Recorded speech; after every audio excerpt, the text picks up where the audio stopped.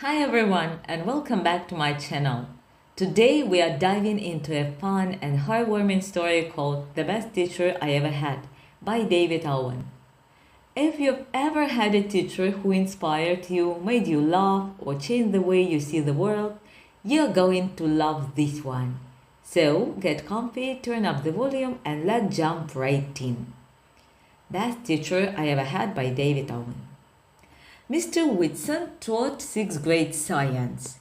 On the first day of class, he gave us a lecture about a creature called the cattywampus, an ill-adapted nocturnal animal that was wiped out during the Ice Age.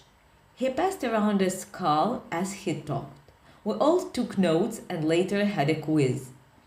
When he returned my paper, I was shocked.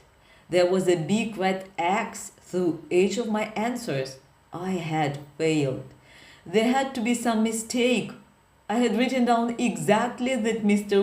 Whitson said. Then I realized that everyone in the class has failed. What had happened? Very simple, Mr. Whitson explained. He had made up all the stuff about the cattywampus. There had never been any such animal. The information in our notes was therefore incorrect. Did we expect credit for incorrect answers? Needless to say, we were outraged. What kind of test was this? And what kind of teacher? We should have figured it out, Mr. Whitson said. After all, at the every moment he was passing around the cattywampus skull in Trucy Cats, hadn't he been telling us that no trace of the animal remained? He had described its amazing night vision, the color of its fur, and any number of other facts he couldn't have known. He had given the animal a ridiculous name, and we still hadn't been suspicious. The zeros on our papers would be recorded in his grade book, he said. And they were. Mr. Whitson said he hoped we would learn something from this experience. Teachers and textbooks are not infallible.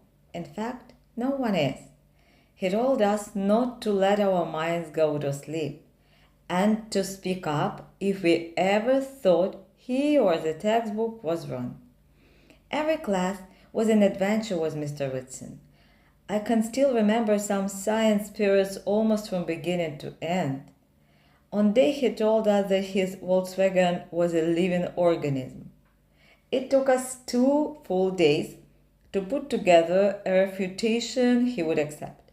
He didn't let us off the hook until he had proved not only that he knew what an organism was, but also that we had the fortitude to stand up for the truth. We carried our brand new skepticism into all our classes. This caused problems for the other teachers, who weren't used to being challenged. Our history teacher would be lecturing about something, and then there would be clearings of the throat, and someone would say, "cattywampus."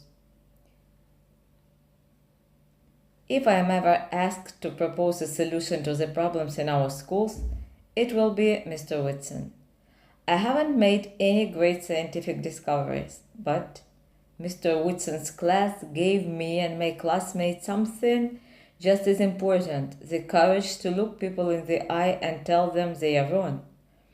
He absolutely showed us that you can have fun doing it.